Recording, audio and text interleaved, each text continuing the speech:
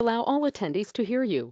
This system will notify you once you begin your broadcast. The broadcast is now starting. All attendees are in listen-only mode.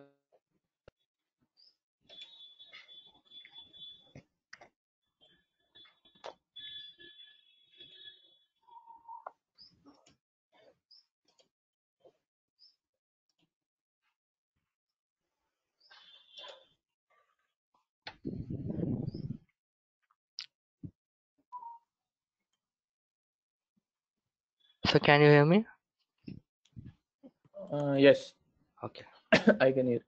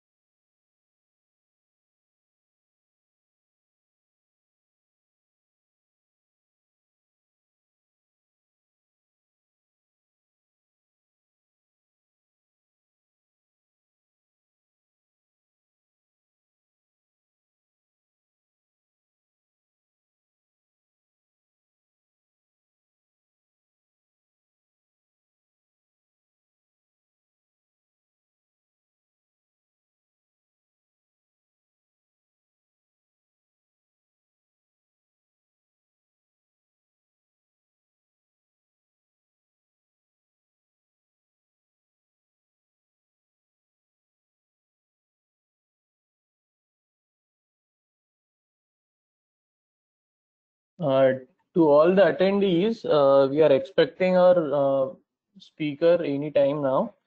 We'll start as soon as he joins the meeting.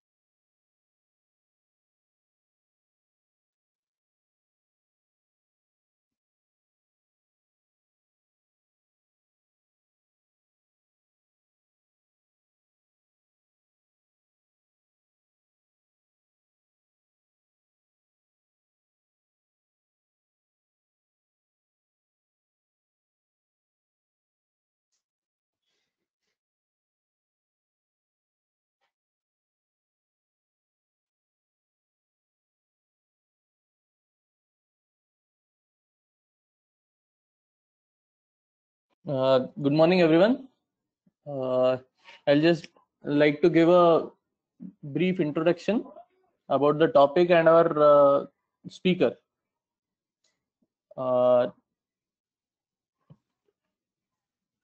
Dr. Ganesh Samdani is a chemical engineer and LIT alumnus.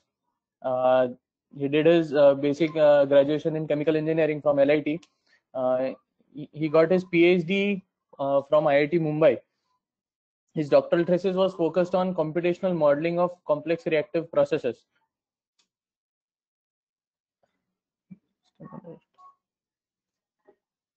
After completing his PhD, Ganesh started his career in industrial R&D. He was working with UOP R&D for about 5 years and is now associated with ExxonMobil as an in R&D center for around a year now. He has published his work in peer-reviewed journals and provided several talks on computational modeling of reactive flow processes. He has also authored a book with Professor Mahajani from IIT Bombay.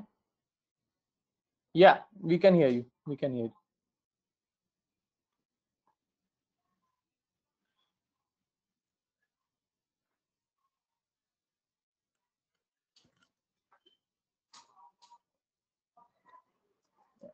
He is also mentoring enthusiast.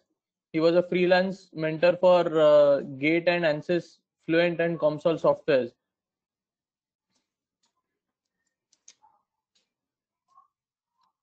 Sir, am I audible? Yes, sir, you're audible.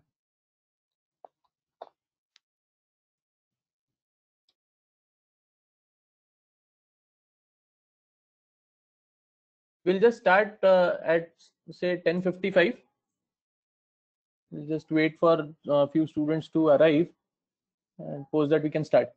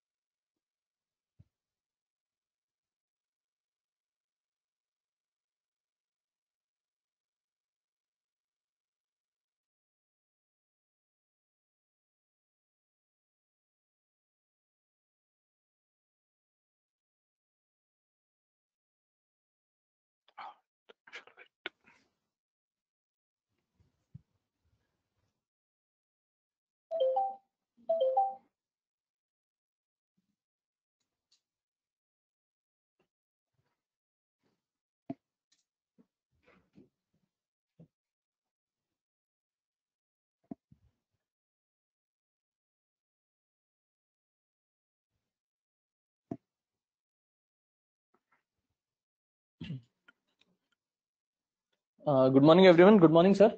I think almost most of them have joined till now, and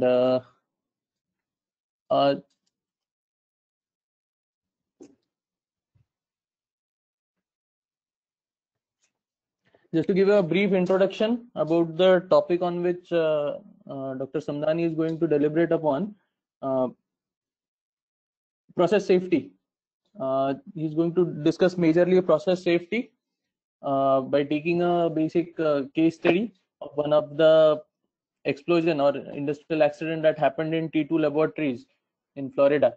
So he'll give a deeper insight about what happened, how it happened, and what are the what is the actual framework in which an investigation is performed, and what are the learnings that we can have for our future, right? Sir, Dr. Sen, Sanjeev Sen is head of paper and pulp technology. He has also joined us. Sir, you can start your presentation. In the meanwhile, the attendees can join. Most of them have already joined now. Hello?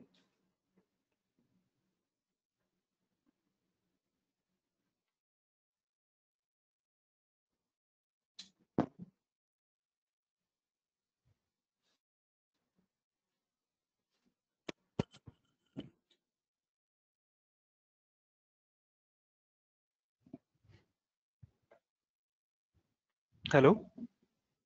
Yeah, I can start. So you can start. Okay. Can hear you.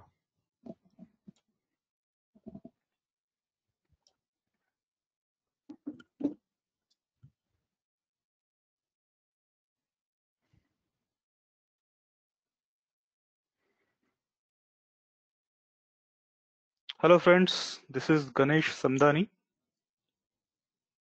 I'm going to talk on the industry classroom alignment, and I will use some learnings from one of the industrial accidents. As you might have seen the abstract, it's the accident from T2 Industries.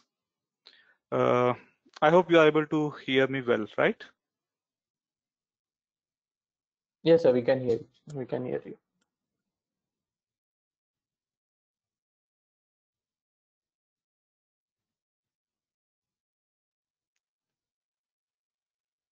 Are you able to hear me? So Yes, sir, we can hear you. We can hear you.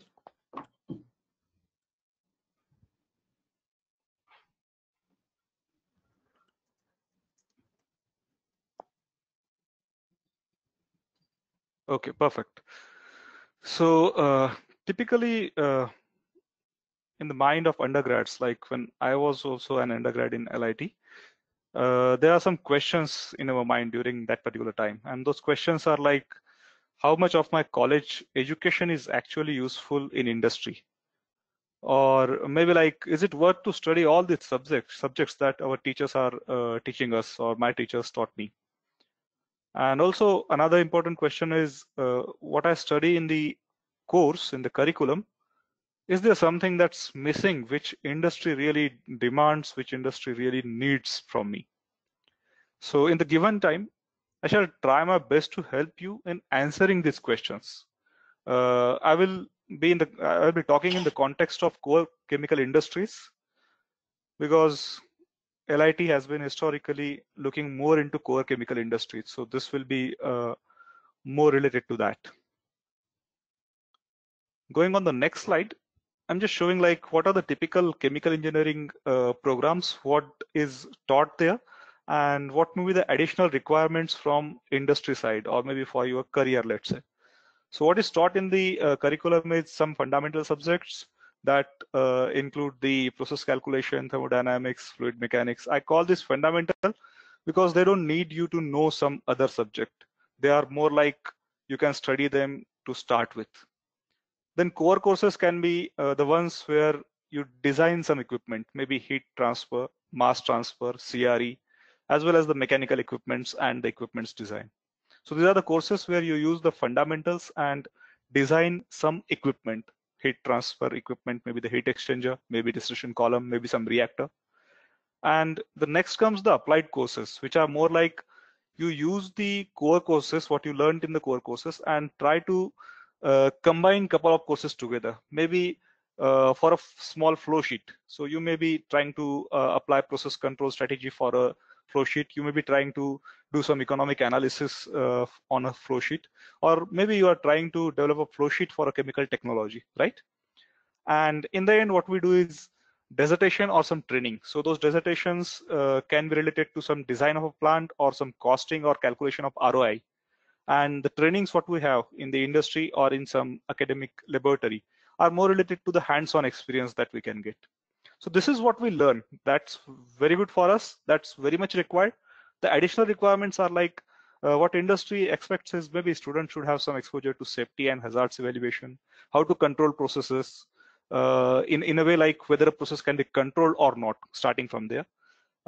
Then we start with laboratory typically, and we go to big industries. Maybe some of you have been on industrial training, so you have seen those big equipments. So one should be at ease with the scale up. In addition to that, if you are doing some task, what are the failure modes for that task? What may be their effects, and then the analysis. Sir, so hello. In addition to these technical things, one should also understand how to collect information from literature and estimate based on the values, the theories from the literature, estimate for some problem that you are solving. In addition, the literature or the data from industry can be partially available, can also be partially incorrect, and maybe it is completely out of context for your particular problem. So one should understand like how to make sense of the available data, whether it's not complete, whether it is partially incorrect, whether it is not really exactly in the context. As well as it is expected that students understand the given problem, and students are able to guide required analysis to get some more data to solve that problem. Like let's say you are working on a reactor design, so you should be able to talk something about what would be the required analysis to generate the data for determining the kinetics for a given reaction, let's say. So there can be multiple additional requirements like this, and this particular list is based on one AICHE study in 2017. I hope you all know what is AICHE. It's American Institute of Chemical Engineers, and that is a kind of top academic body, maybe I would say, or maybe academic will be a small word for that. So it's more like a mix of academia and industry. So it's a top body which talks about chemical engineering, and they have a couple of journals as well. So these are typical engineering programs and the additional requirements. There was one more study that AICHE did in 2015, where different people from industry as well as academia, seniors as well as juniors, were asked some questions, and these are some parts of their answers which I wanted to highlight over here. So this is something coming from the horse's mouth. It's from the industry leaders, it's from the people who just started their work in industry, it's from senior professors, it's from professors who started their career. And as you see over here, the importance of fundamental concepts is paramount. One should be able to jump between scales, so that may be lab scale to pilot scale to industrial scale, or even industrial scale of 1x capacity going from there to 3x, 4x capacity. So one should be able to jump between these scales. And in addition to that, one should understand what are the process safety concepts when we jump at different scales. When data is available, one should know how to put statistics and data analysis for that particular available data set. Then, as I was saying earlier, like process safety is important. In addition to that, the process dynamics and applied process control can be used to make the process more and more safer. So these are also some things which came out from industry respondents of the survey conducted by AICHE. In addition to that, design and interpretation of data. And yeah, the next one maybe you already have heard, like soft skills are what differentiates you. So you need to have all these hard skills, all the important aspects of the technical work, in addition to the core as well as non-core. The soft skills also come as an important tool in your hand so that you can differentiate yourself from other engineers, let's say. And sir, can you hear me? In addition to that, the last point which I would like to highlight here is the simulation and modeling. So don't restrict your education only to the books or solving problems on paper. Try to look into some simulations, try to work on some modeling, writing model equations, and gaining some insights out of those equations, which maybe experiments will not be able to give you, because experiments only tells you what is like mostly starting and ending point, but they don't tell you everything what happened in between. But these simulations can do that.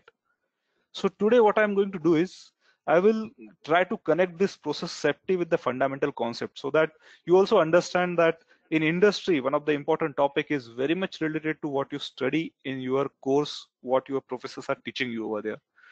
One more reason for doing the same is given on this slide. So what you see here is in that survey which we were talking earlier, around 237 respondents ranked different areas based on their importance for a career of chemical engineer.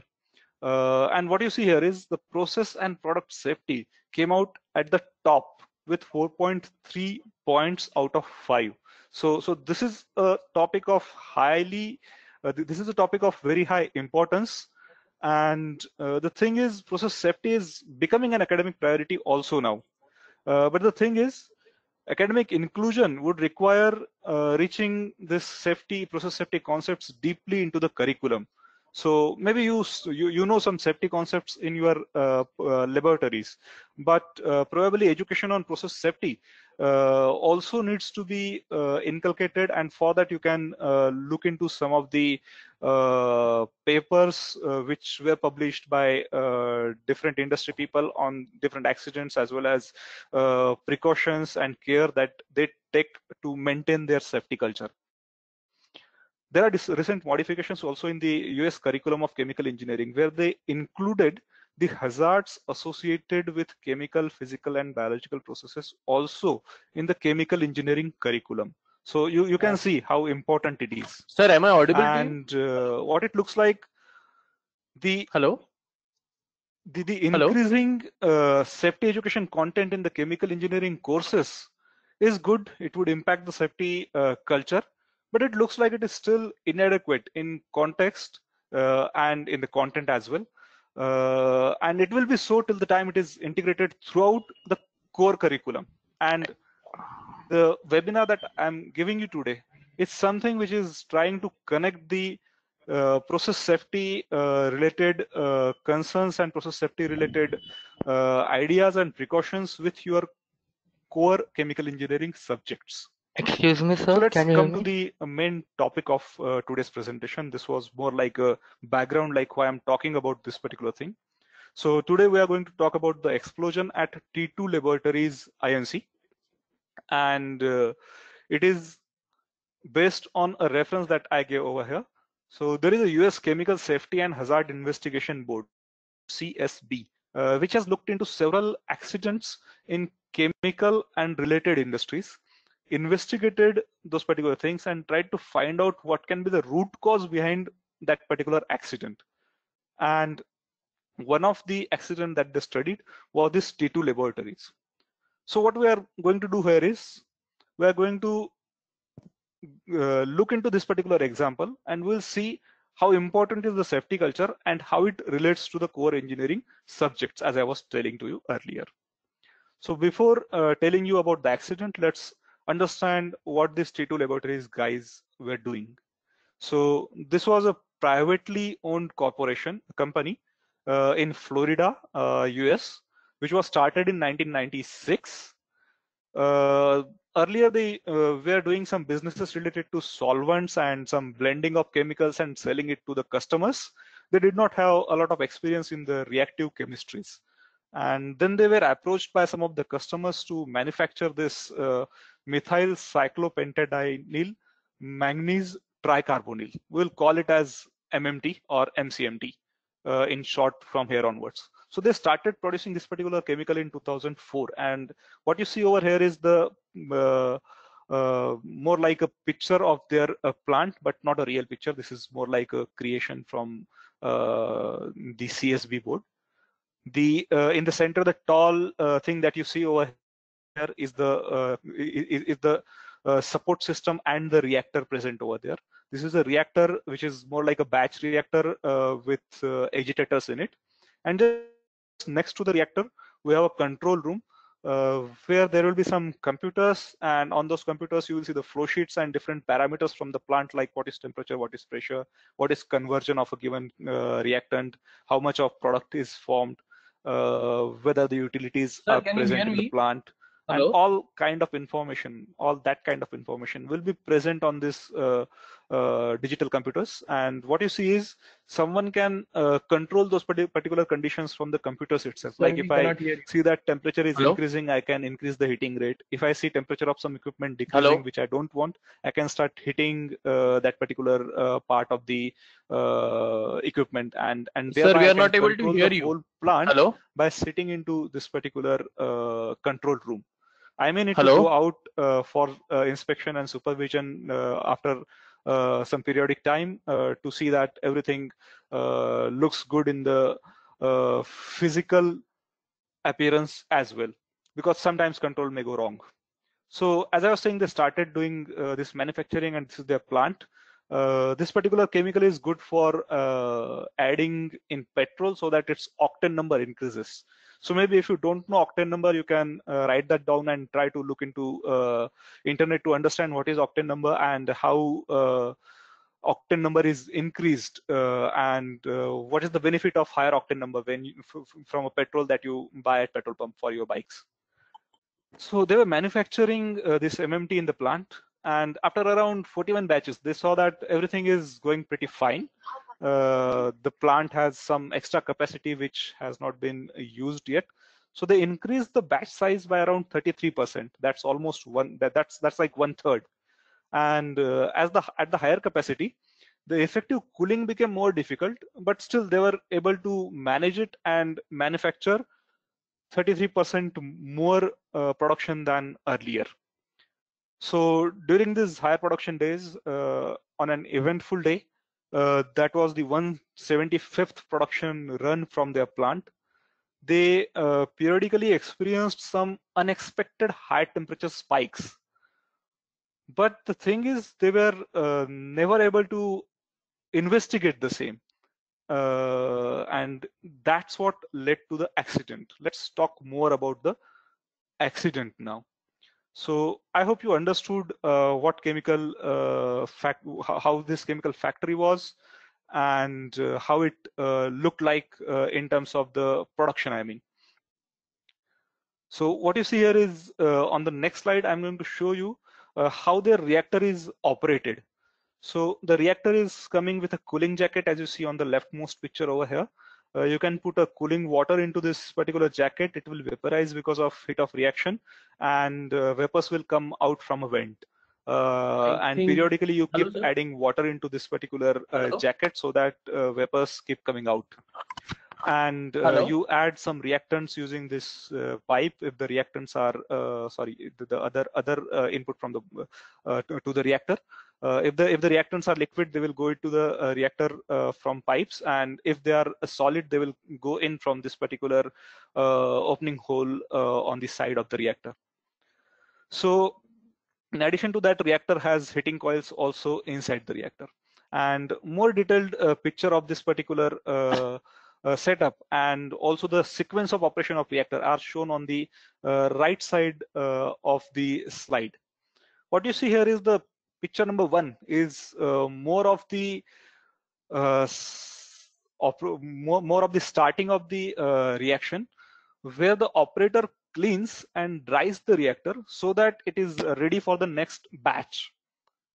And at the start of next batch, the reactants are added into the reactor. As you see, the liquid reactants are filled to some particular level over here, and they also add solid sodium particles into the reactor. That's what you see at the bottom of the reactor over here. So reactor is still not hot, and what you have done is just added the reactants and sealed the reactor from the top. In the next step, what happens is you start heating the reactor, and the sodium melts there, and a chemical reaction is initiated. While you start hitting this particular reactor, increasing its temperature, you also obviously try to control the temperature. It's not that you will not monitor it and let it go to any value. So what happens is this particular reactor temperature continues to increase to 300 degree F. It goes to that temperature, and at that time, if you see the last picture, they start agitating the reactor mix. And as they agitate, the particles of sodium gets mixed everywhere in the reactor, and reaction rates increase as the reactant is everywhere in the reactor now, and the reaction also start hitting the reactor. So what they do is they stop hitting at 300F. And the reactor still is experiencing increasing temperature, because as I was telling you, the reaction is hitting the temperature. So at around 360 degree F, they start cooling the reactor from the cooling jacket, as I was explaining earlier. So once the temperature goes to 360, they start adding water into the cooling jacket. It gets vaporized, vapors get out of the vent, and they keep on adding the water periodically into that jacket. So what you see is this is a typical process that they follow. This is kind of a first step of a reaction. After that, they add some more solid reactants and also CO, the gas phase CO, as a reactant for next few steps of the reactions.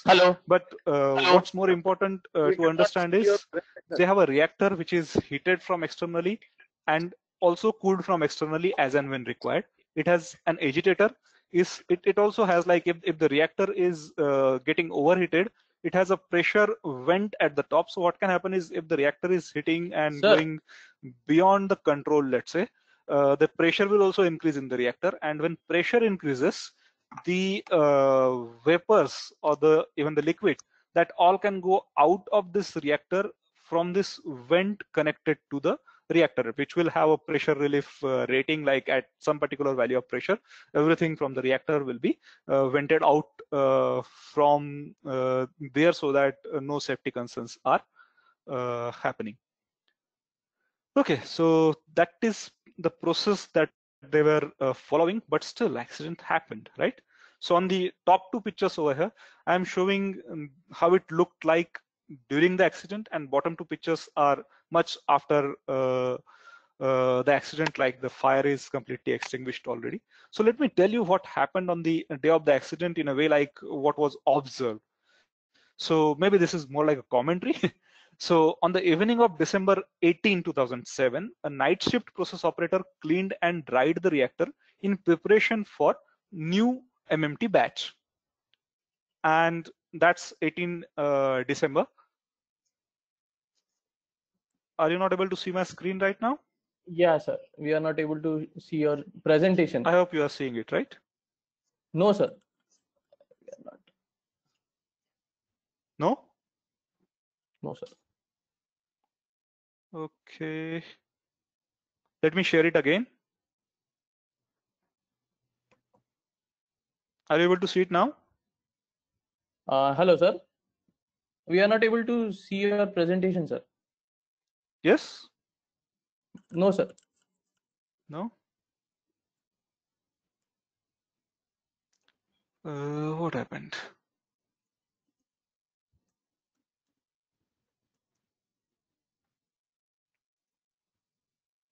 It is saying it is paused. I don't know why it is paused. Just a minute. Let me just maybe stop sharing and then come back.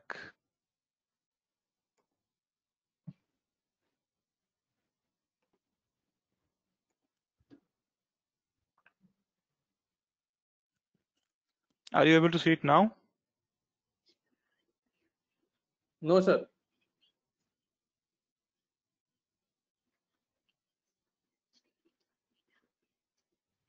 Is it there? Hello? Are you able Hello. to see the screen? Sir, the whole presentation, we are not able to see the slides. Oh, you did not see the slide at any time? Oh, shit. Oh my God, I'm very sorry for that. So what should I do?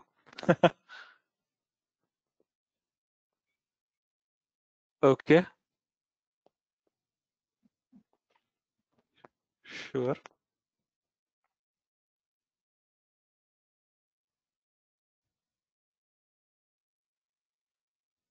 I've kept my phone on silent. Maybe you called. Yeah.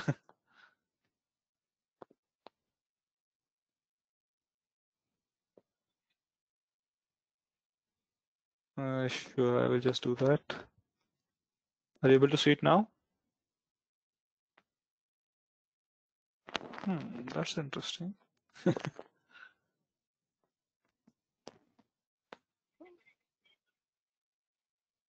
Okay. Maybe you'll be able to see it now. I just changed few things. Is it there? Okay. Okay. It went off. Okay, I understand now. So it's not allowing me to present only one screen. It needs to see, like, it's not allowing me to present only one program. It needs to see everything. All right, no problem. So, all right, here. So I will just go quickly through a couple of slides which are relevant. Okay, so sorry guys for that. I hope you are seeing my screen, and I am at the plant layout right now. What you see here is T2 plant where they manufactured MMT, which is a petrol additive, as I said, and they were manufacturing at the given design capacity. Then after around 41 batches, they increased the capacity by 33%. They had some issues, but they were able to resolve those. And in the 175th run of that batch, they had an accident also. So if you look at this flow sheet, what you see is reactor is in that tall column over here.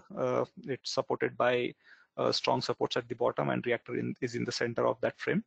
And next to the reactor, what you see is the control room, from where one can control the operations in the plant, including this reactor and other separation equipments. One can see all the temperature, pressure, and everything on the flow sheets. And time by time, the operators or the engineers will go out in the reactor and also do the physical inspection of different processes and walls, so that what they are seeing in the digital control room is still making sense. So if you are not able to see at any time, please make some noise. On this slide, I was showing you the reactor and sequence of its operations. So first, as you would imagine, they clean the reactor, and this reactor has these heating coils inside. It has a jacket on its outer side where cooling water can be added to cool the reactor as and when required. And the steps are more like, first they clean and dry the reactor, then they add reactant. The liquid reactants are added to some level, and solid sodium is also added, which you can see in this picture at the bottom. And next step is more like they start hitting the reactor, so that reaction starts, and because of reaction, they have some increase in temperature also. They start agitating the mixer by using the agitator in the reactor. Because of the agitation, the reactants are well dispersed throughout the reactor now, and thereby the reactor also starts getting heated from the reaction much more significantly. So what the plant operators will do is they will stop running this reactor, they will start heating this reactor beyond 300 F, and they will start cooling this reactor from the outside jacket by adding water into it at around 360 F, and maintain the temperature below 360 F. So this is the overall operation for them. And let's look at what happened on the day of accident now. So the top two pictures on this slide are just when accident happened, the big fire you can see, as well as the big smoke you can see on the second picture. And the bottom two pictures are more like after the accident, after the fire was extinguished and during the investigation, in fact.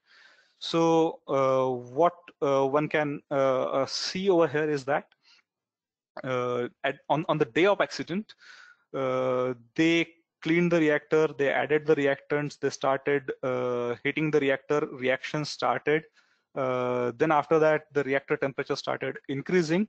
And when the engineer from the digital control room clicked some buttons to add water in the cooling jacket, the reactor temperature did not decrease. So that was an issue for them.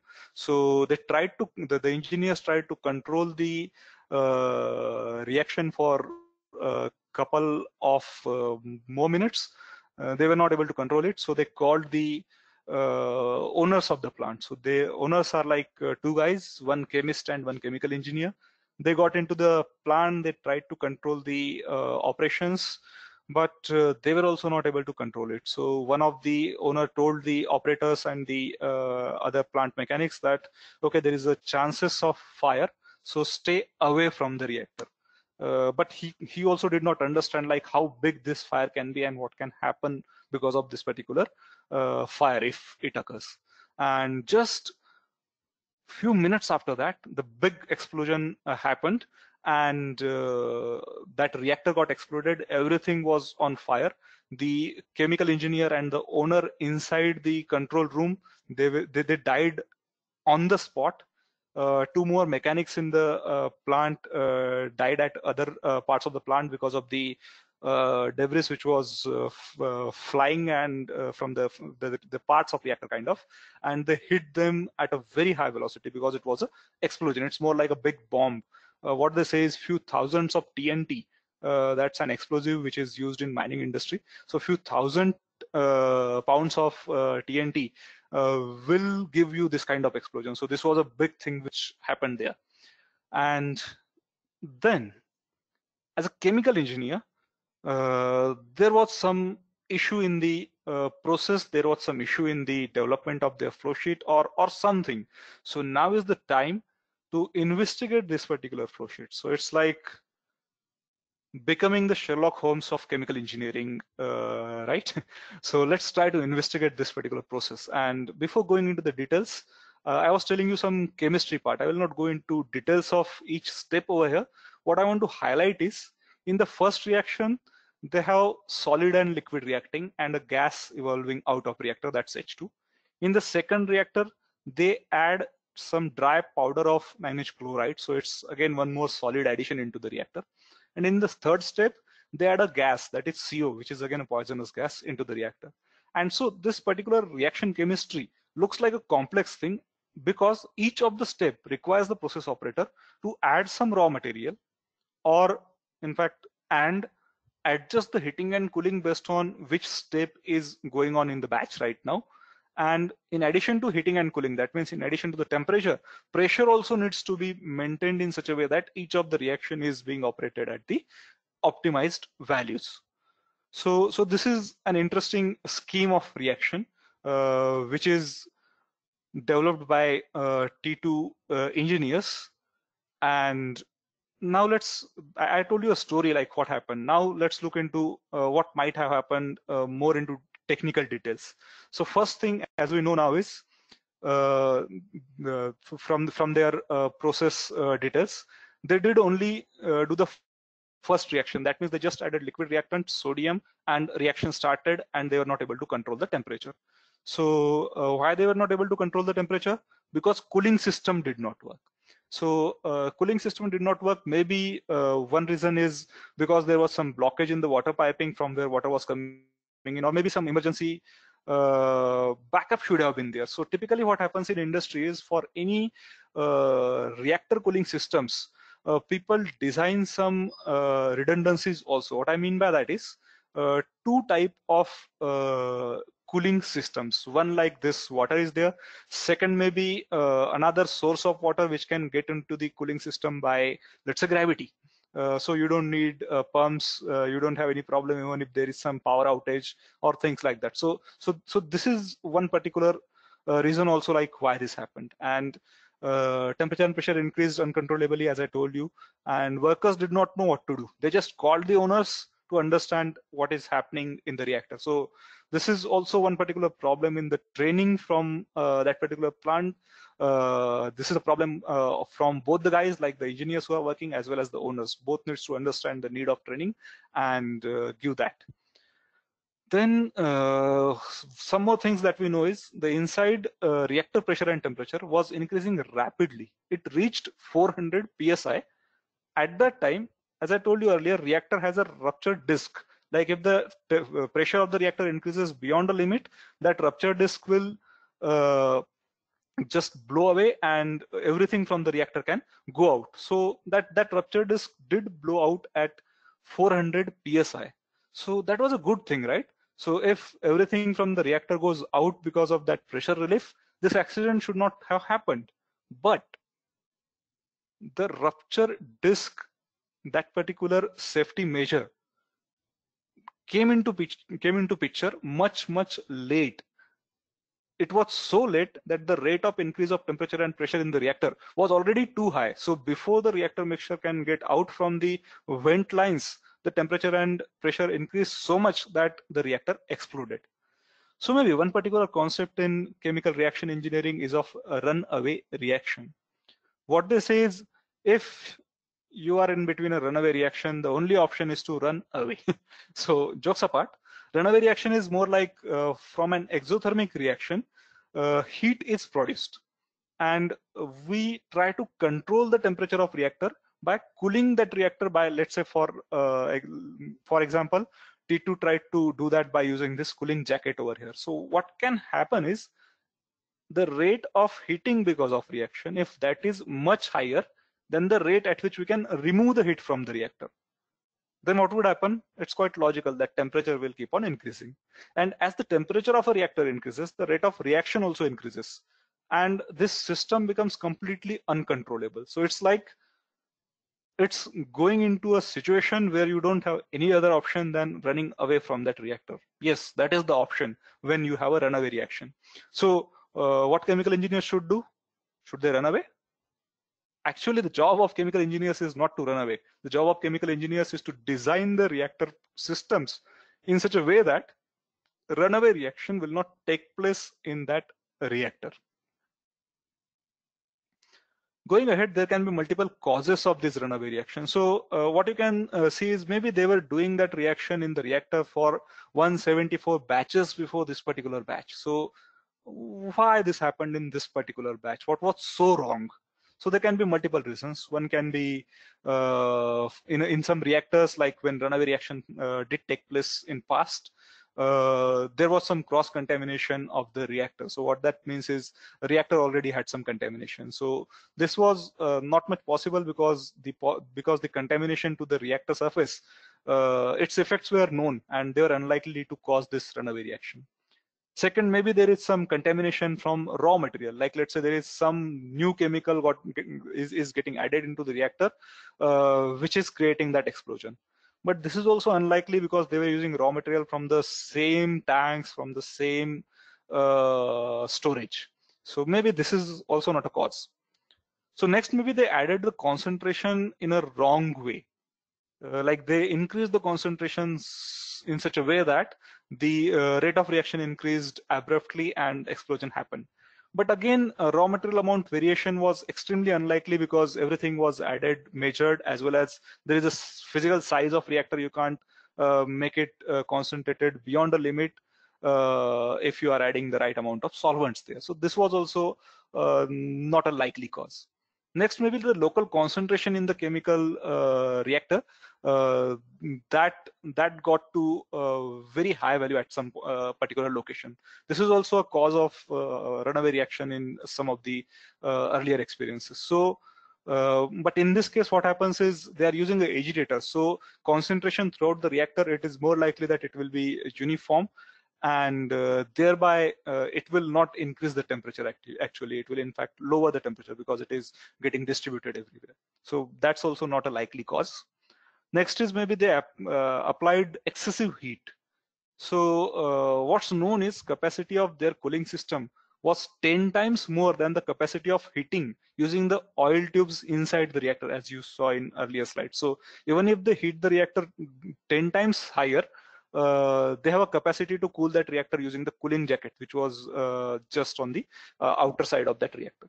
So what remains is the insufficient cooling. So this looks like a most credible cause, and this is also consistent with the reporting from process operator, where he said that cooling problem happened before he called the owners. So this is a problem which looks like the most credible cause.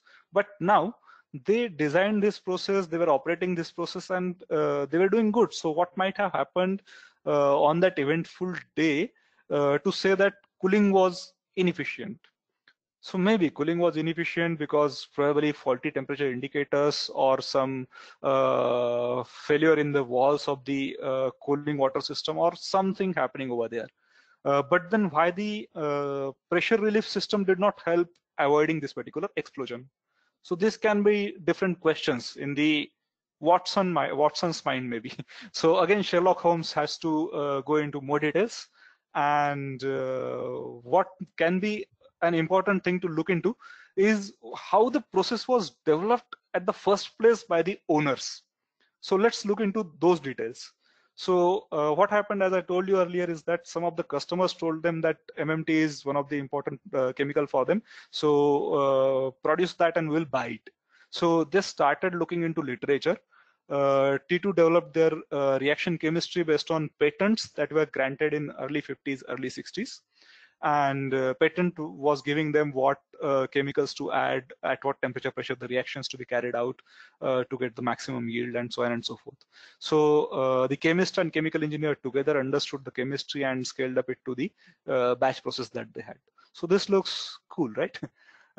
Maybe some of you who wants to become the entrepreneur and start some startup can also look into the patent, and then coming together with some chemists, develop a process and start making chemicals. So that's looks cool.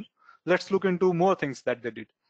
Laboratory scale. So they did one thing, that the chemist guy started testing this particular process by adding the chemicals in 1 liter glass reactor, and established the process chemistry and understood like at what conditions the maximum yield from the process can be taken. And during their process, they did not test a temperature that was more than 380 F. So they don't know what happens beyond this. And they also saw that laboratory reactor required occasional heating, and it did not require cooling at any time. As you can understand, the small scale laboratory reactor has a smaller volume and bigger surface area compared to the big reactor volume, where the volume is much high, but the surface area, if I say surface area of that reactor per unit volume inside that reactor is much smaller for a laboratory scale. So they never required a cooling, they just required initial and occasional heating. When they went to the plant scale, they just put additional cooling over there, because yes, there was a chemical engineer who understood that, okay, the process when you go from a smaller scale to bigger scale may require additional cooling. So they determined that additional cooling by running the plant and understanding what happens during the process. Initially, they ran a couple of those test batches and understood that, okay, now we can produce MMT at the right scale of the batch, and they started producing it. So employees were expecting that owner could control any future incidents, as I told you earlier, and none of those employees appreciated or were trained to understand the potential of some catastrophic explosion if that happens in this plant. So what you see over here is how the process was developed. There are some good things, some things where they could have been more careful. But now let's try to go into deep of maybe what are the holes in the process that they developed. That's what my next slide is all about. So in the literature, yes, there are some there are some holes in the way they looked into the literature also. So typically the patent documents will provide you the process chemistry, the temperature pressure conditions, but they generally do not write about the process hazards. That's not their concern when they are looking into developing some chemistry at a small laboratory scale, because it's much easy to control it. In addition to that, all 3 steps required for the process involved toxicity, flammability, reactive hazards, and none of this was investigated. Like for each chemical, the toxicity, flammability, and reactivity hazards has to be investigated, and the chemicals has to be labeled based on the levels of these 3 kind of hazards. In addition to that, there was a lack of available process hazard information in the whole literature for this particular process and the chemicals involved in this process. So maybe they thought, all right, if it's not there, it's not hazardous, which was really wrong to do, right? Then the laboratory scale, what they did is we discussed, and the reaction behavior at high temperature was not investigated, as I told you initially. So they do not have any information of possibility of some exothermic runaway reaction that may start at higher temperature, right? So they did reaction only till 380 degree F. What if a reaction actually start at 385 or 390? They do not even know that reaction. And when the process goes completely uncontrolled, the temperatures can go to 380, 390. And if a new exothermic reaction starts, it may go to a runaway reaction also, and we can have this kind of explosion. So this is one more hole in their process developed. And on the plant scale, one more important hole in the process is they went for a scale up from 1 liter reactor directly to a big 2,500 gallon of reactor. That means almost 10,000 times scale up. Typically, this is not done in this particular manner. There is something in between that we call as pilot plant. And that was one particular gap in their process development. In addition to that, the amount of additional cooling required for this particular reactor, that was not calculated using like basic calculation of heat transfer and reaction chemistry. That means how much heat is produced, at what rate it is produced, what are the heat transfer rate, how much heat I can remove from the reactor. These things were not done on the basis of fundamentals of these subjects. But what they did is they started running the reactor, tried to see what particular rate of cooling is good for making the production. And once they found out a particular good condition and good flow rates for the cooling and the periodicity of the cooling, they maintained that and started producing. So this is also another big hole in the process. So the bottom line is different cooling requirements at laboratory scale and plant scale operation clearly demands that one needs to do a thorough analysis of the heat transfer and reaction chemistry. These differences have also been a principal factor of accidents involving reactive chemistries in past. In fact, not only in past, but even after this particular accident. So what CSB, the board that we talked about initially, the US board, which has looked into different chemical industry and other process industry accidents, what they did is they went into a laboratory testing. So this is where the chemistry and chemical engineers role also comes in, like the next step of what Sherlock Holmes would do.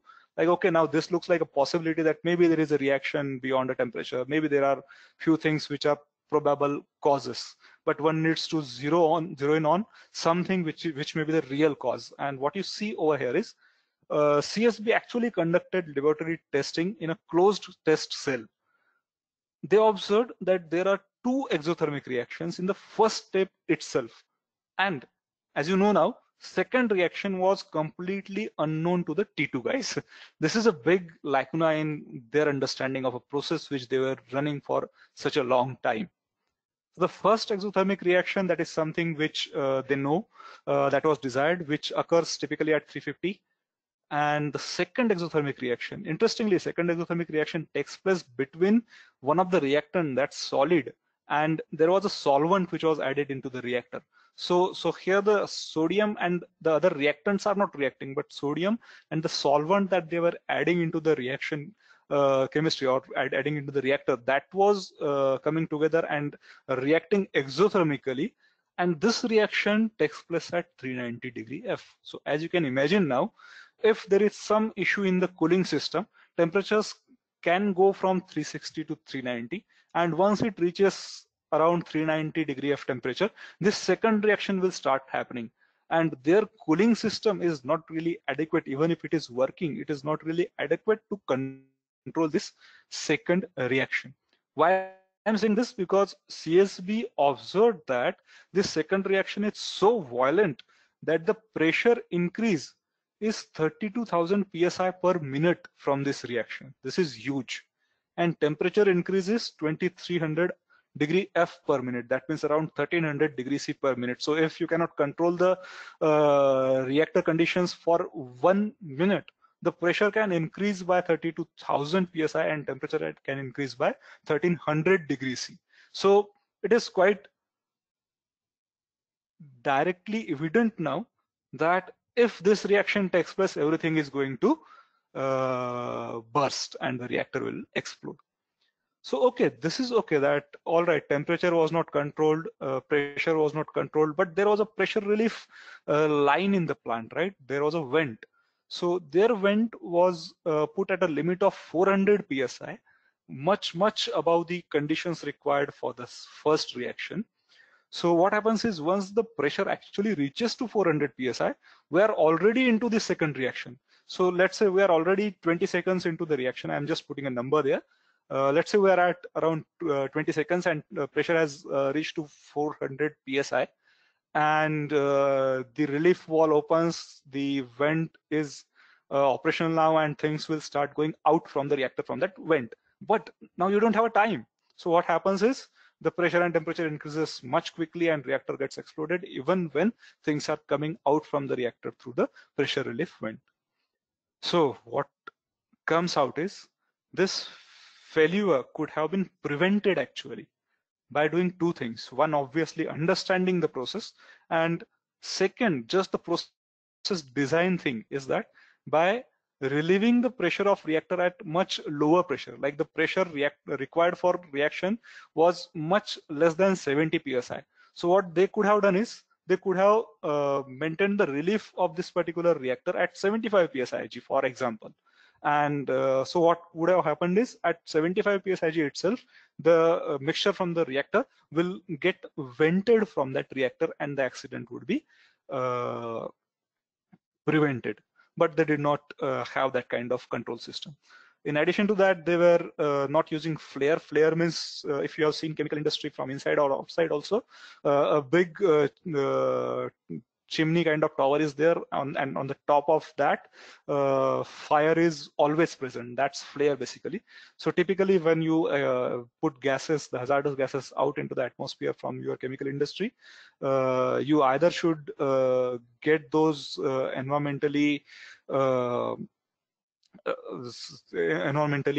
stabilized or environmentally neutralized, and if that's not possible, then you need to flare it. You cannot just expose it into the reactor. So they do not have even a flare. So what it looks like from this particular analysis investigation is that a really good chemical engineer who has studied chemical reaction engineering and reactor design could have avoided this particular accident. Obviously, the person will need some courage of conviction. That means a courage to tell the employee, the employer, that there are some lacunas in your process and which can lead to the accident. But yeah, the first thing is the knowledge. So as we said, the root cause is more about the T2 chemist and the chemical engineer. The owners were unaware and therefore did not recognize the runaway reaction hazard. So the two important words over here, they were completely unaware. That's one fault. And second, because they were unaware, they did not recognize any of the hazards associated with runaway reaction. And obviously, one particular problem with them is also the emergency relief. For them, it was completely out of question, in fact. And this accident, as we understand, is because of the root cause is more like not being aware and not recognizing the hazards. And the contributing causes are more like the cooling system did not work, or maybe the relief system was not properly designed. But those are more like contributing cause. If they already were aware of the hazard and recognize that hazard, these two contributing causes will not come into picture, in fact. Okay, so now what are the learnings from this particular accident for young engineers?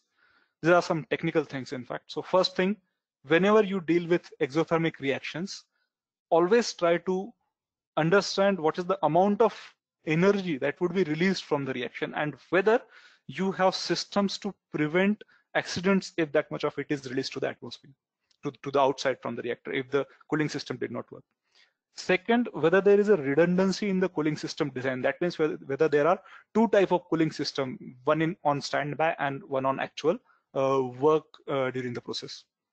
Third, the thorough and complete understanding of reaction chemistry, not only at the reaction conditions, but also at the possible abnormal conditions above and below the design pressure and temperature of the reactor.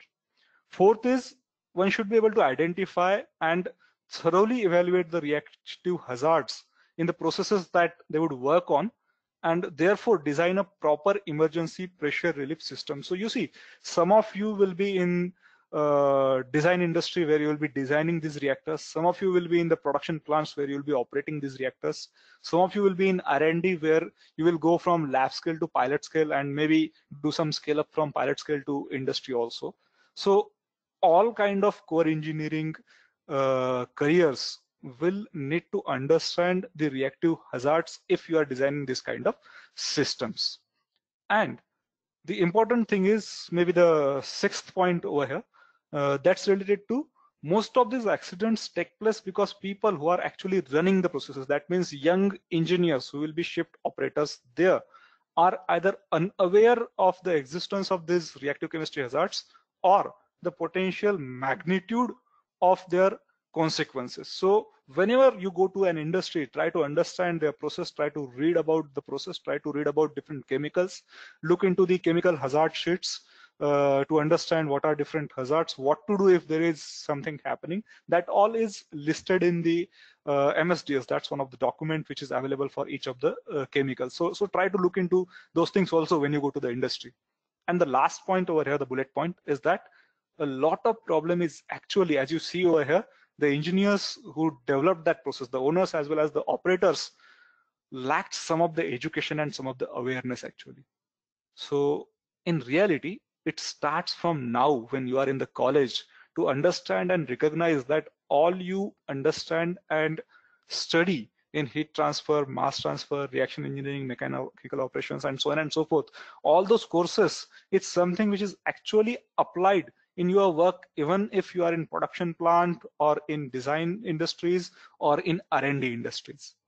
And interestingly, as I told you, after this, why I took this accident as a study to discuss with you, because the US board, that CSB, recommended to AICHE to work on incorporating the education about reactive hazards in college level chemical engineering curriculum after this particular accident.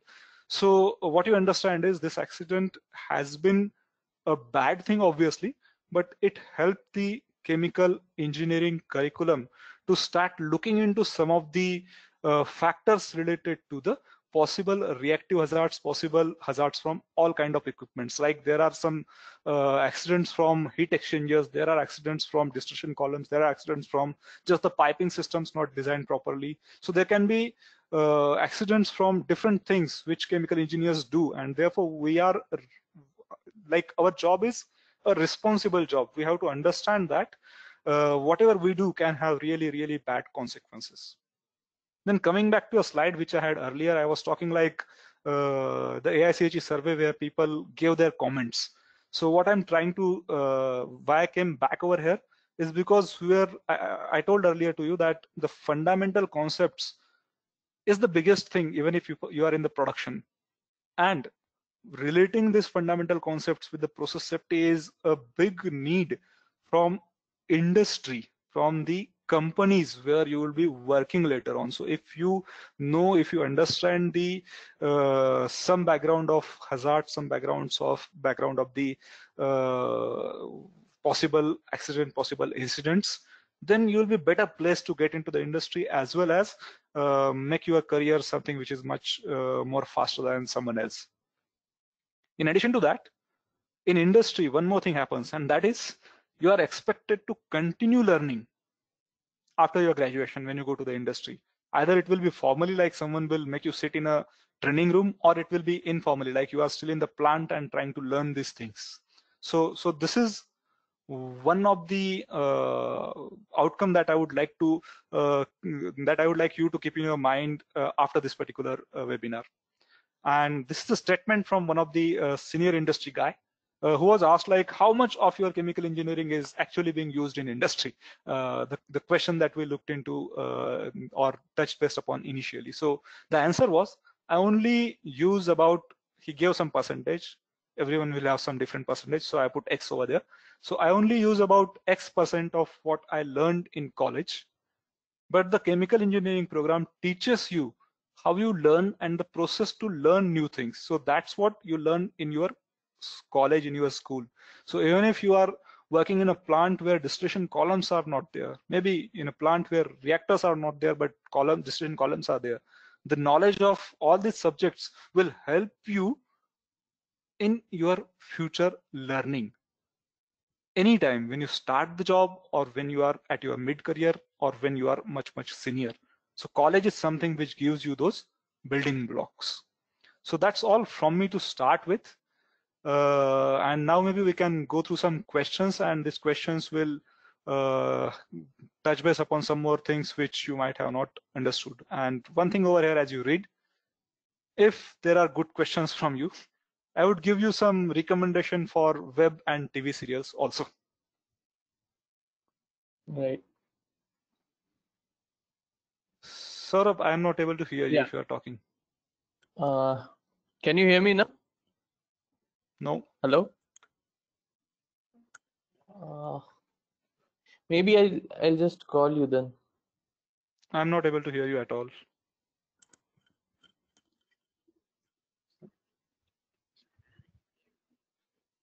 Okay. Hello? Sir, I think you're not able to hear us at all on that. I see. I see. Some issue is there.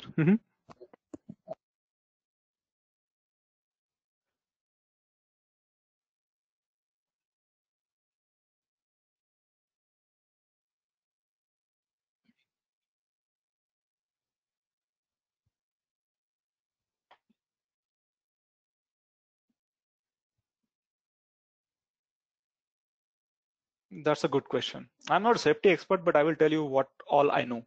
So one particular good concept over here, or an experience from the industry, is related to the recent accident in Gujarat, in fact, in the Bharuch. So that accident was because of explosion in a boiler when they were trying to start their processes after the lockdown.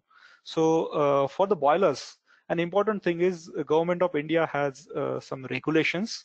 So there are some government officers which we call as the boiler inspection officers or boiler inspectors. So they have a duty to come to each of the plant where boilers are there periodically to check the conditions beyond the design limits to understand whether that particular equipment will operate at least at the design limits in a safe way. In addition to that, they also check if inside the boiler there is some scaling, if the heating is proper, if the heat transfer is proper, if they are getting the right capacities of the steam generation or vapors generation from that particular boiler.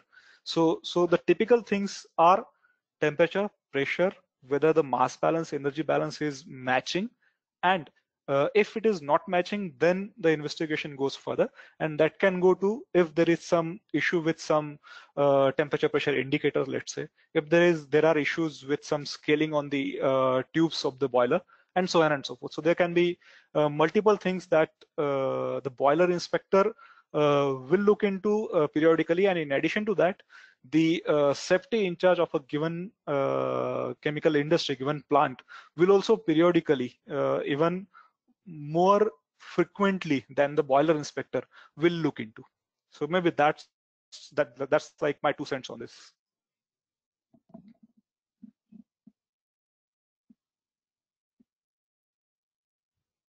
Yeah, I can hear you.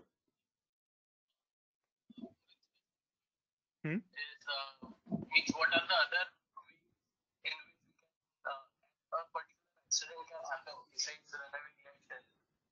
What are the typical scenarios at which an incident might not happen? All right, yeah. So there are a couple of things, like runaway reaction itself can be caused because of different reasons, as we saw in this particular presentation. Like the contamination is one cause for runaway reactions, as well as other hazards, like even if it is a storage tank, if it is contaminated, it can lead to some accident. If you look at the example of the recent accident in Vizag, the styrene polystyrene plant, there the causes were more related to the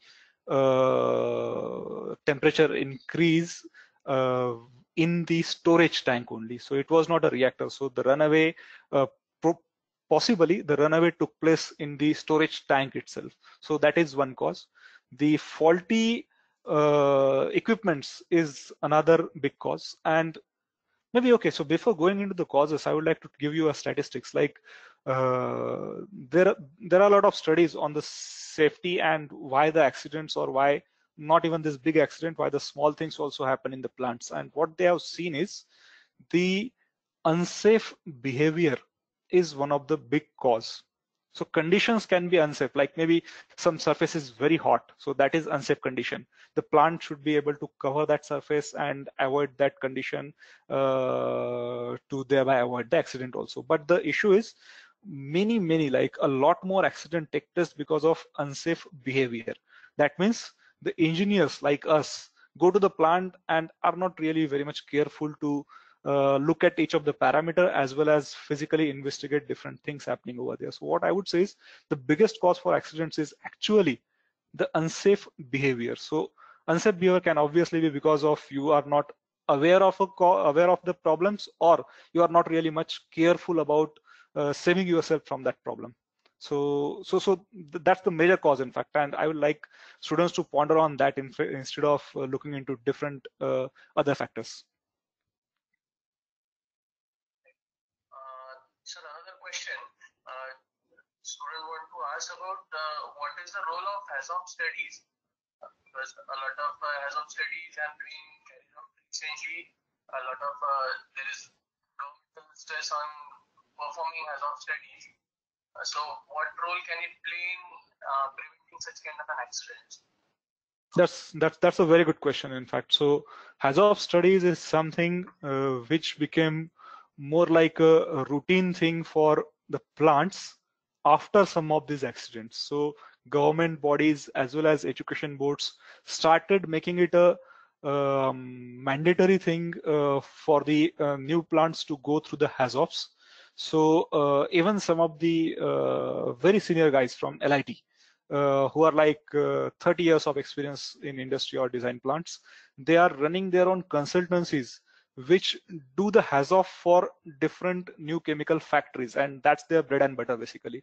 So HAZOP, if a proper HAZOP was carried out for this particular plant, as you are imagining, this accident could have been prevented.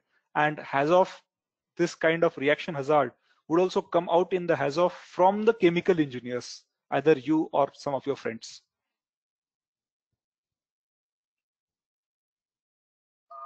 Another question is there any framework to develop SOPs that should be followed right after the accident, or is it just about to start? Because you cannot actually make sure of what exactly would have happened at that time. Right. So is there any prescribed SOPs, and what is the actual process of developing such kind of SOPs? That's again a good question, like something which people I'm happy that students know that there are SOPs, there are standard operating procedures. I hope this is coming from, like, I will not say I hope, but I think this is coming from some third year or final year student who have already been to industry. Final year, yeah. So typically there is no single kind of procedure that different industry are following for making the SOPs. The industries have their own criteria, their own standards. They just take some criteria from some statutory bodies or regulatory bodies. For example, like for operation of some of the plants in petroleum industry, API has some standards, both for design as well as operating those particular plants. And those standards are with proper numbers. So even like, let's say you want to design a distillation column, API will have a standard guideline for design of that distillation column. They will tell you what are different possible hazards which you need to look into, as well as when you operate a given equipment, what are different parameters which you need to take care of and be very careful about. So API is one body which comes to my mind, which sets some of these guidelines, and these guidelines are for both the design of equipments and in some cases for the operations.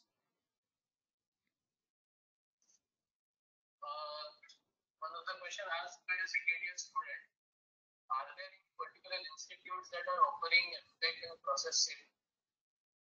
Okay, that's an interesting question for me also. I would assume that there are some industries, some academic institutions, but I don't know right now. So maybe that's a homework for you.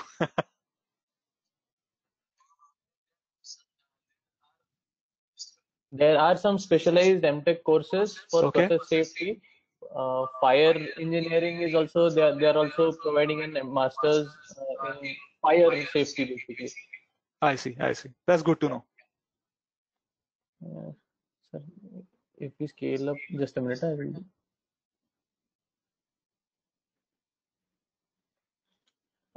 Sir, if the scale up for T2 MMT was 10,000 times than that of a lab scale, then what is the rate of scale up to be followed with a viewpoint of safety?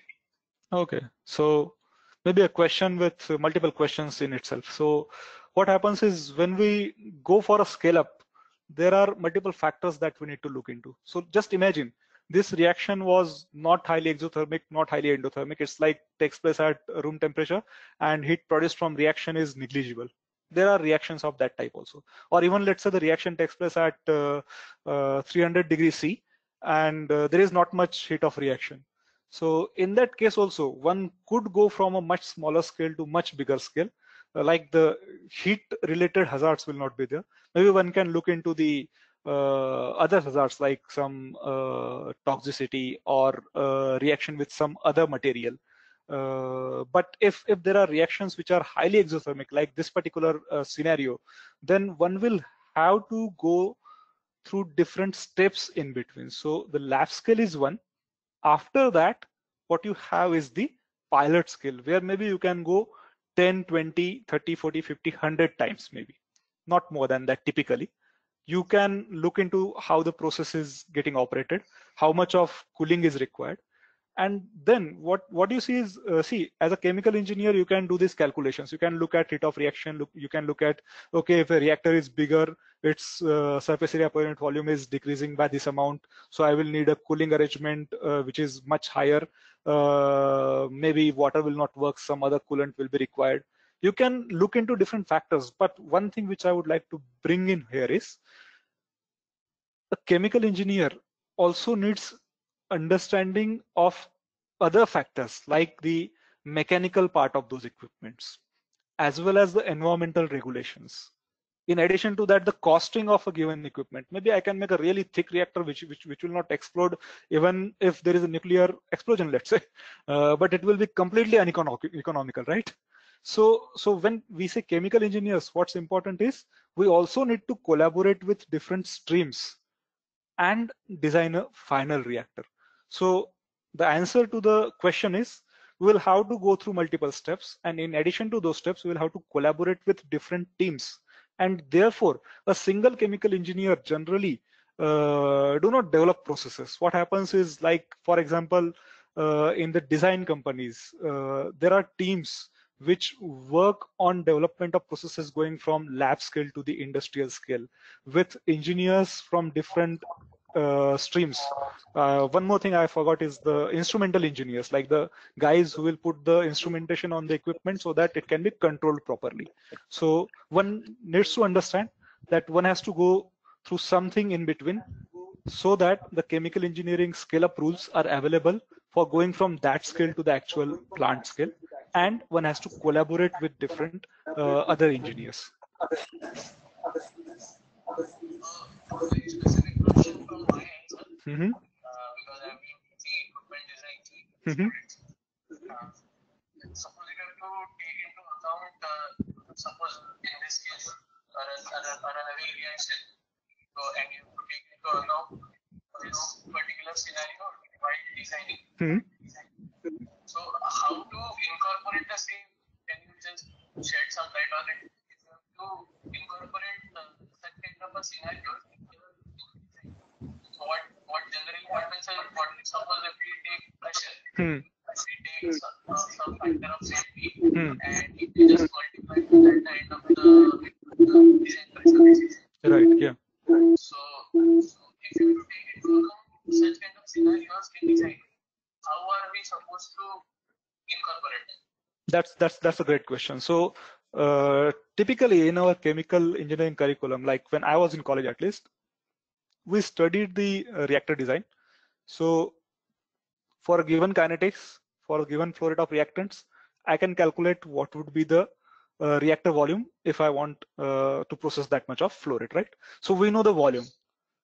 Then we jump to the process design or equipment design course, where what we do is we just say that, okay, this reaction condition was this much pressure, so the thickness of vessel will be this particular thing. Maybe I will take some safety factors, even if 50%, let's say, which is not a typical thing, but in some cases that's also the reality. Like people go for 50% safety also. So you can put a factor over there, but there is something in between these two, and that is this particular thing, that's reaction hazards. So this should come actually in the chemical reaction engineering course, the advanced part, maybe the CRE2. So when I was in LIT, Professor Mankar taught us chemical reaction engineering. And the interesting thing is, what I heard is some of my seniors did not study chapter 8, I think, chapter 8 of Fogler, which is related to the non-isothermal reactions, reactor design. I may be wrong on the chapter number, but there is a chapter in Fogler on this particular thing. And Professor Mankar taught us that particular thing, made us aware of the concepts like runaway reaction, what happens in runaway reactions, what are the possible ways to control that. So what I see is, in a basic fundamental chemical engineering course and the actual equipment design course, there has to be this particular thing in between. And in addition to that, the courses probably should not be taught as islands. They should be properly connected to each other. Like there should be at least, like, let's say an example which is taught in the process calculation course, where students just do the material and energy balance, and let's say that has a separator, a heat exchanger, and a reactor. And then in the HTMT and CRE courses, those particular equipments can be taken as a project, and people can try to design those things, look at different factors of instrumentation, mechanical engineering, and economics, and all other things, safety included. And then that should go to the final process control strategy making in the process control course, the equipment design in the in the course that you are talking about, and the economics should be dealt in more details in the plant design and economics part of the design course. So what I envisage is more like a single course going through the big curriculum. One more interesting question. Can modeling simulation help in determining the overall process state? To some extent, but not completely. Like in this case, if you see, let's say I'm a person who can do the simulation, and I know the reaction kinetics that is given by T2 to me.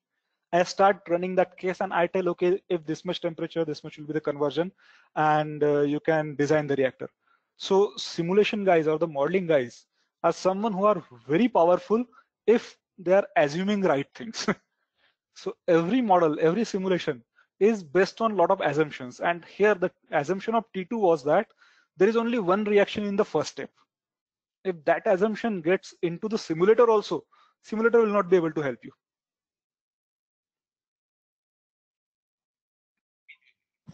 Yeah. Sir, are you able to hear me? Sir, I am Sanjeev Sen. Yeah. Sir, you please ask the question to me. Forward that question because sir is not able to. Yes, somehow I'm not hearing anything from you guys. Sir, you can ask question to me.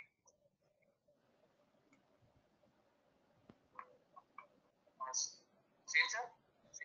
हाँ sir. Sir, I have a question. What you have rightly said that the material safety data sheets and the reaction, what you call runaway reaction conditions. So both these things are not shown in the patents. Patent only gives you the basic reactions. So is there a particular book or a particular journal which studies these type of reactions? Okay, I could hear the question somehow. So I changed some of the settings there, and now I can hear you guys directly. I will just close the phone call. Thank you for that question. So there are some journals actually which has a major focus of safety. One journal is by AICHE also. So one can go through those particular journals, but again, what happens is they talk mostly for a specific case or very general. But a process which, let's say, I want to develop, maybe is not there in that journal.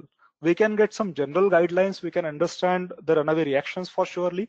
We can understand different causes from the past experience from other people who have tried to develop the processes. And that knowledge can be used for my process as well.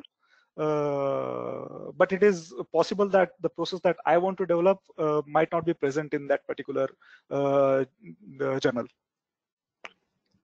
And Right. there are books also, so I can share some titles of the book with Saurabh, and he can share with the bigger audience later. Sure, I would love to do that.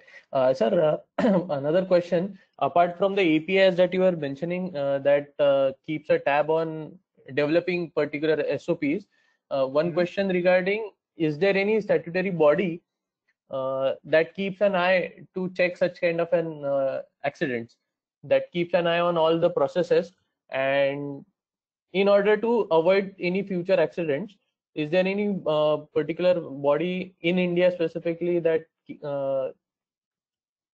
checks everything? Yeah. So in India, there are government bodies which look into the safety in terms of the chemical reaction hazards as well as the environment related hazards, and they do keep surveying different plants as well as laboratories time after time.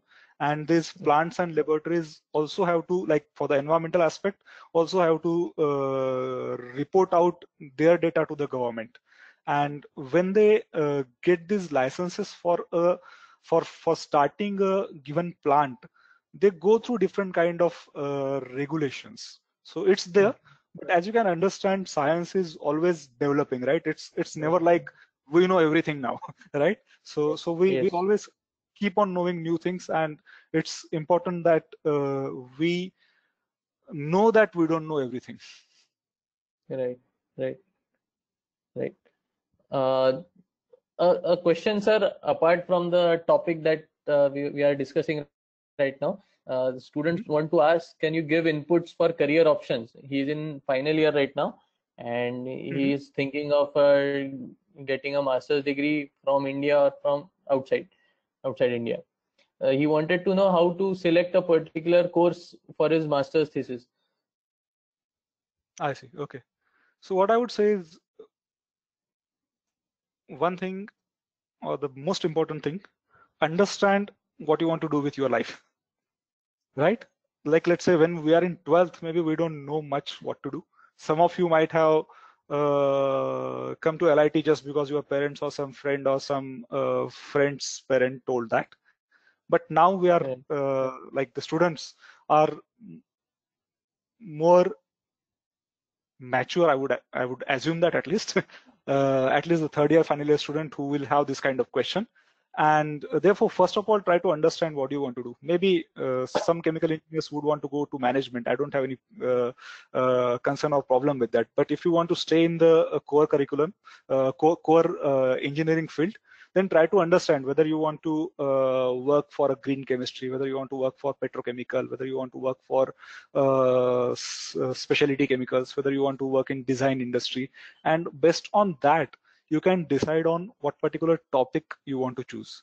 So what I would say is, first thing, try to be clear about what you want to do. And if you are not clear about that, like some people are not very clear about whether they want to go for industry or higher education just after the BTech. So what, like that was a case with me also. I was not very sure like whether I should go for higher education directly or to some industry. So what I did is, I got a job in Hindustan Zinc, that all of you know already now. So I was there in Hindustan Zinc for 1 year.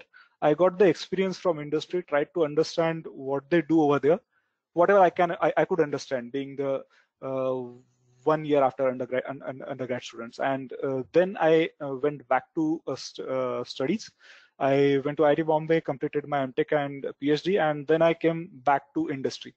I was pretty clear that what I want to do, I'm also clear on what I want to do ahead from now.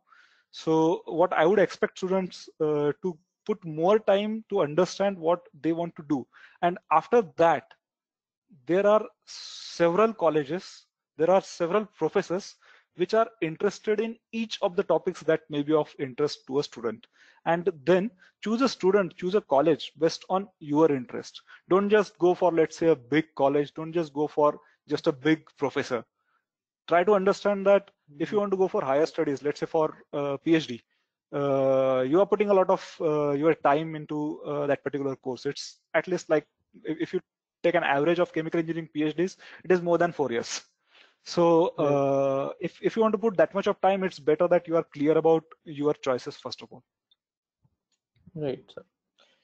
Thank you so much. I think almost all the questions have been answered, sir. And Okay. I think you can recommend some of the web series, TV Yeah, series. questions were pretty good. Are you able to see my screen still? Yeah. Okay, so here you go. So I'm recommending 2 of the web series or maybe TV series. This particular series are related to what we discussed today. One is Modern Marvels, which is a documentary on History Channel. It has so many interesting episodes. I would like to call out some of the episodes which they call as engineering disasters. So they have, as far as I know, they have 25 episodes. There are total 14 seasons. Out of those 14 seasons, these 25 episodes are like spread in different different seasons. You can go through this. This can educate you on understanding how engineering can go bad and what to do if it happens. And Right. the second, right? Yeah. The second recommendation is the Seconds from Disaster. So this is another one from Nat Geo, which is based on historical, relevant, man-made as well as natural disasters. So it had some industrial things as well as some non-industrial things. You can probably go through each of those to understand the scale of disaster from both man-made and natural side. And yeah, Right. obviously you can search more, and if there is something interesting, you can share that with me. Sure, sure. Thanks a lot, sir. Thank If you. at all, are there any questions we would be happy to take up? Yeah, you can. No. Yeah, you can share questions later also. That's not a problem. Yeah. I Suppose hope all the it was attendees, useful if you for have you. got any specific questions, you can just mail me. I'll forward it to Dr. Samnani, and he would be very much happy to guide us in all respects. Yep. Thank you so much, sir. Thank you. It Thank was you a pleasure for for me. taking your time out and guiding our students.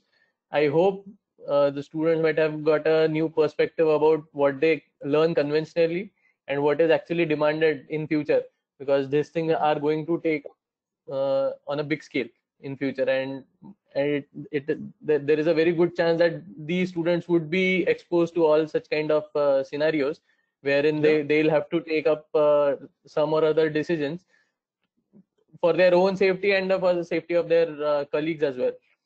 Mhm. I thank you, sir, for taking time out of your busy schedule on my request. Thanks a lot, sir. No problem. Thank you. All the best. Bye bye. Take care. Bye. Bye. Bye.